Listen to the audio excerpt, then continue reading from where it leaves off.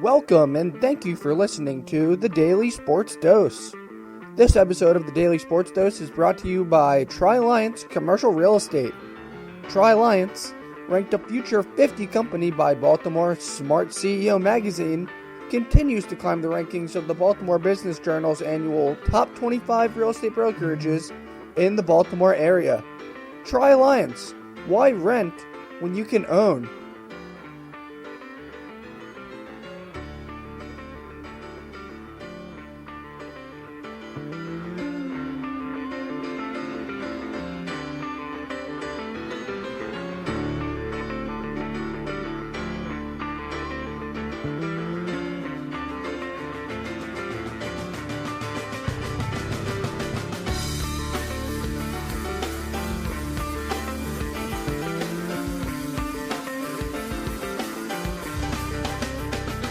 Yes, thank you for listening to the Daily Sports Dose. Today is November 18th.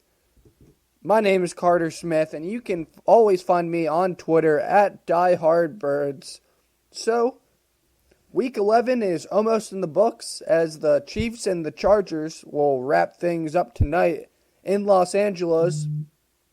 But first, let's get started talking about these games yesterday, because there were some great football games yesterday. Lots of good action, so I'm excited to get into all these games. Starting with the Vikings beating the Broncos 27-23. The Broncos came out, their quarterback Brandon Allen, great first half, fought hard to get a 20-0 lead going into halftime. After Kirk Cousins and the Vikings, they got into the end zone in the third quarter one time, but the Broncos were able to get a field goal, be up 23-7 going into the fourth quarter. The Vikings put up 20 unanswered points. 20 unanswered points to win the game. That is very impressive. If I'm in the NFC, I'm very scared of this Vikings team, because that is the mark of a good team. When a team is able to respond to the adversity of being down 23-7, a lot of teams would shut down and say, all right, we're going to lose going into the fourth quarter. This is going to be a hard comeback. They fought hard to overcome their adversity, and you know you have a special group of guys when you put up 20 points in the fourth quarter to win the game. The NFC should be scared of the Vikings after that win, because that could be a momentum. That could give them momentum and propel them to the top of the NFC. Because, Kirk Cousins, he had a hell of a game in that second half, and Stephon Diggs, he had a few great plays also. So the Vikings are a scary team. If I'm in their division, I do not want to be facing them after that win, because that is a momentum booster. Moving on to the Buffalo Bills playing the Miami Dolphins. The Bills faced some criticism last week as their offense was stifled by Cleveland's defense, and they were able to get back into the groove by playing the Dolphins, which has helped a lot of teams this year, because the Dolphins' defense is not good. The defense has been letting a lot of teams improve their stat lines, and the Bills were one of those teams yesterday, as they scored 37 points. Bills quarterback Josh Allen, he's been pretty good quarterback this year. Last week he didn't put up that many points. He's been pretty underrated. He has a 7-3 team. They're in a wild card spot right now, and possibly division lead. Hope isn't gone for that. The Patriots didn't look great yesterday. We'll get onto that later, but the Bills, if the Patriots lose a few games, they keep winning, they could win the division. The Josh Allen came out and threw for 2 touchdowns yesterday while running for an 8-yard touchdown of his own to boost his team and get them in the win column. Granted, it was against an inferior team and a really inferior defense, but good teams, they have to win against teams that they should beat. And the Bills, they won pretty handily yesterday, 37-20, so I'd say that's pretty handily. Moving on, sticking with AFC divisional games, the Colts were able to stomp the Jaguars 33-13, and the return of Jacoby Brissett after his injury, he sat out the past 2 games, And Nick Foles for the Jaguars came back. The Minshew show was over, and Nick Foles came back for his first game since injuring his clavicle in Week 1. The Colts defense is one of the best defenses in the AFC. I mean, they had Nick Foles on the move the whole game. But on offense, I mean, the contribution from the two running backs, Marlon Mack first, ran for 109 yards for the Colts. He was injured in the third quarter.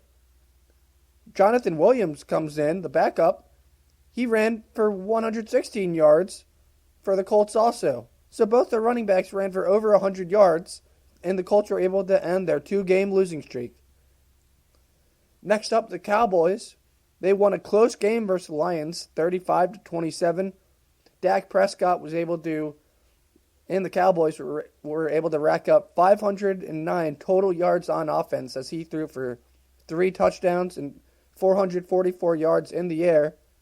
And I also thought Jeff Driscoll did a pretty great job for the Lions, keeping them in the game and stepping in for injured quarterback Matthew Stafford. But the Cowboys' offense was just too much for the Lions' defense to handle. It seemed like Dak Prescott and the Cowboys' offense were able to move down the field whenever they wanted to. So that win keeps the Cowboys in first place in their division. And the loss is Detroit's third straight, and they're sixth in the last 7 games. Definitely not good for them. Moving on, the Jets beat the Redskins. The Jets beat the Redskins in a battle of two teams that seemingly were out of the playoffs at this point.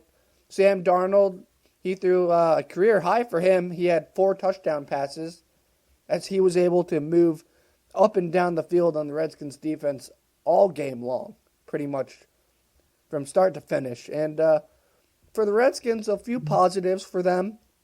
Despite the loss, I thought the Redskins rookie quarterback Dwayne Haskins and Darius Geis, they looked pretty good for the Redskins. I mean, if I'm a Redskins fan, there's not a lot of optimism this season, but if they have Dwayne Haskins and Darius Geis, I think those two could definitely do some good things in the future. I mean, not this year, but they're getting some learning experience this year.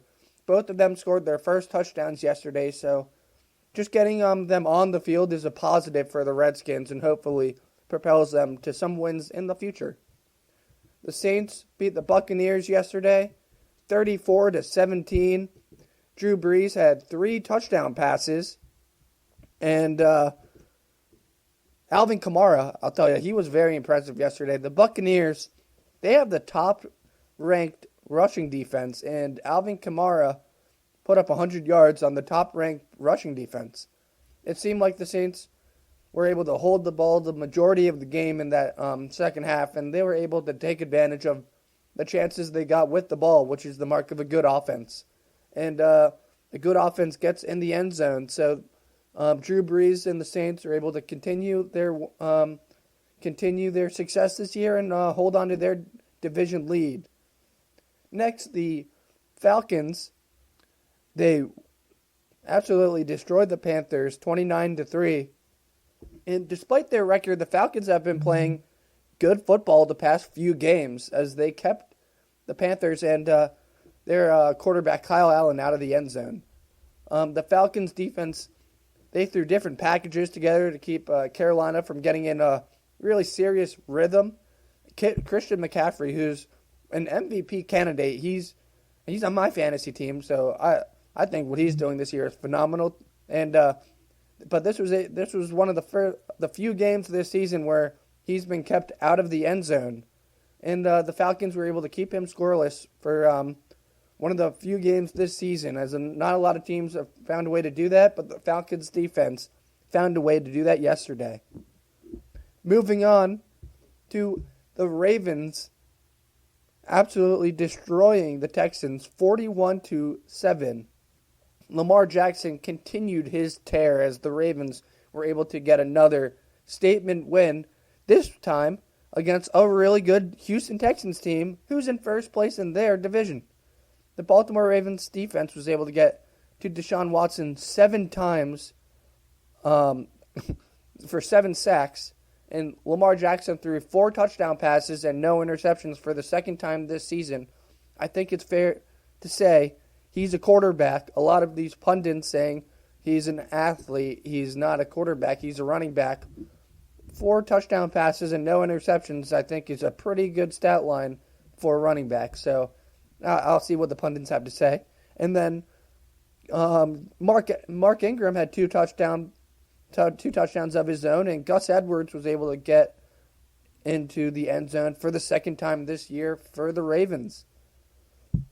Moving on to San Francisco playing Arizona, the Cardinals and Kyler Murray, even though they lost yesterday, they find a way to be in each game that they've been in this year. All their games, it seems, are pretty high scoring, and they're always in it till the very end.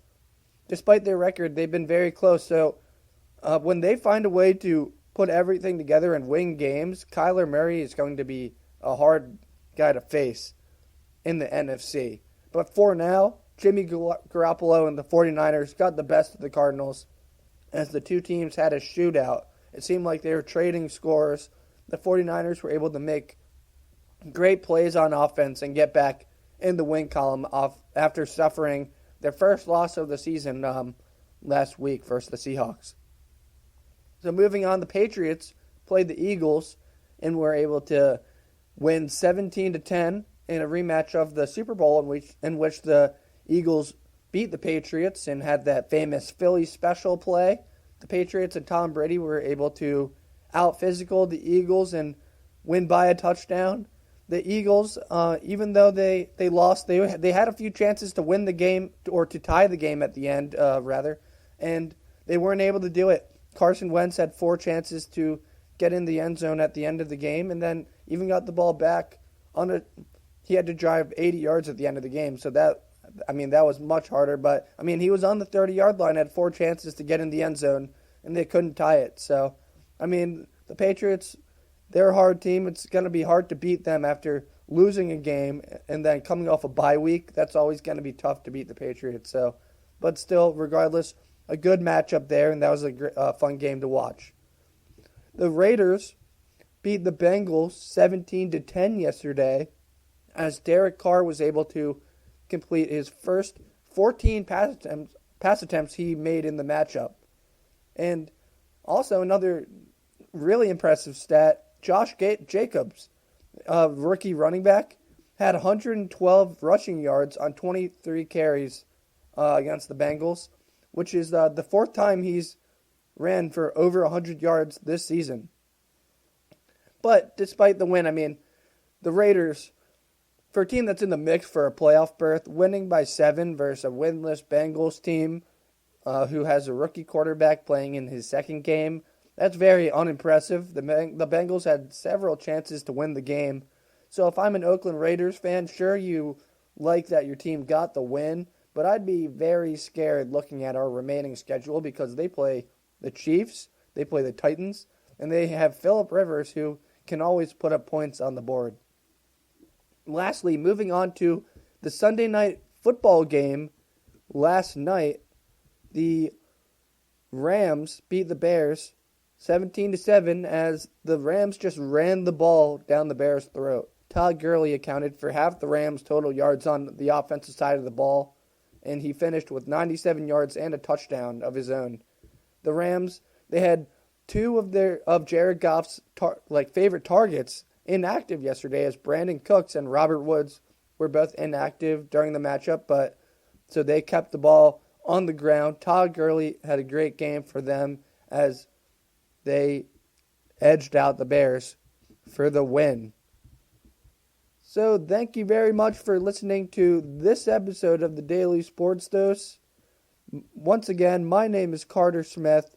You can always find me on Twitter at DieHardBirds. And once again, have a great day. I'll be back tomorrow, so you all enjoy the rest of your day. Thank you for listening.